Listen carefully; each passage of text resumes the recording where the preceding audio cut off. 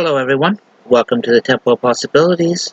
I am Minister William, or Reverend Will if you wish, leading today's sermon of March 29th, 2026. And as always, we'll start with a moment of silence for prayer, meditation, what have you.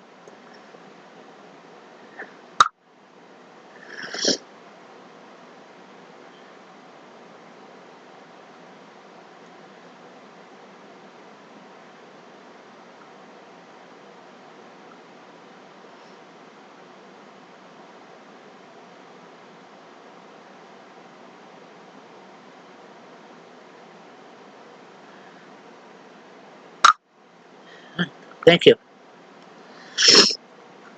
Today's sermon is called What We Can Be, and it was written by Becca Morse, and put on Unitarian Universalist Association website on March 4th, 2026. We honor the interdependent web of all existence.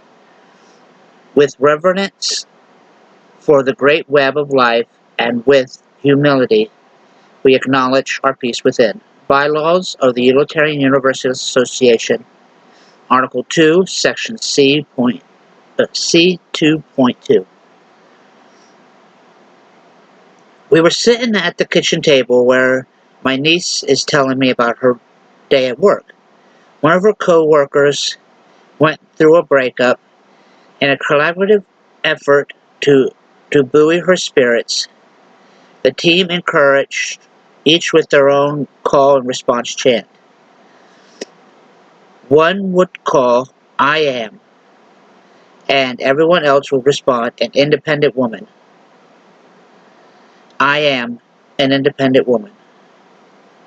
All day long, peppered between customers, cheering each other up and cheering each other on. Taking a sad moment in life, acknowledging it and turning it around to proclaim and celebrate what we can be.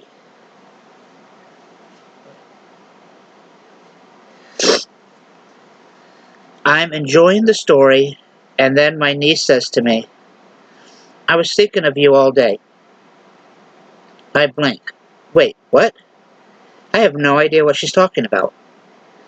My niece reminds me of a day 6 months earlier when she was in a similar place and I gave her those words.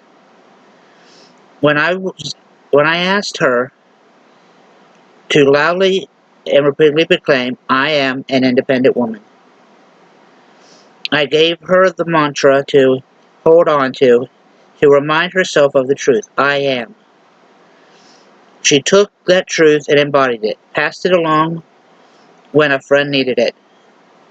I like to think that it will be passed along again, an independent woman, to someone who needs help remembering that they are powerful.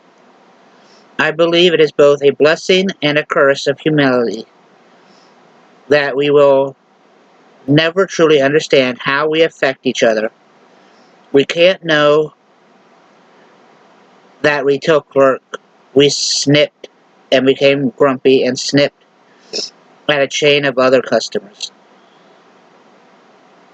or their children, or eventually someone had a meltdown because we forgot breakfast and were hungry or hangry. But we also can't know that the person we smiled at, the random stranger whose clothes we complimented, was buoyed and start a long chain of day-brightening smiles, compliments, and cheers. We don't know the negative impact we have in the world, and we don't know the positive impact either. We simply move through the world doing our best and hoping that we did more good than bad. At least balanced it out. Prayer. Spirit of life, help me be at peace with knowing only my small part of the story. Help me do the small good things that I can and to give grace when it is needed, both to myself and to others. I've said this before, but to you, something that you do that you feel is Um, very, like, not all that big of a deal. It's part of me. Ever since spring started, I've been having allergies. So, I'm a bit sniffly.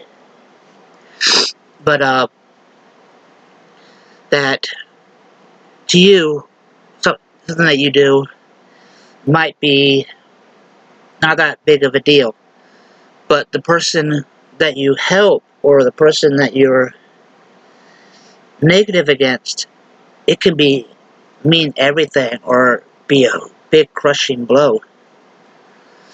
I've helped out friends and family. To me, it was just common sense to help them out, but to them, it was the greatest thing in the world. And I never didn't realize that until someone that I helped, like, really thanked me and acted like I gave them the greatest thing ever. So always be there to help out someone, and try not to be too snippety at people. Unless, you know, they're constantly being mean to others, then you have to try to make that stop. But yeah, just because a little bit of help is no big deal to you, it can be the greatest thing to the person that you help. Remember, when we all come together, the possibilities are endless. And I'll see you next week. Oh, no, I won't see you next week, because the next week is Easter, and we are all taken off to spend with family. It's better to spend time with your loved ones on these holidays than here in my church.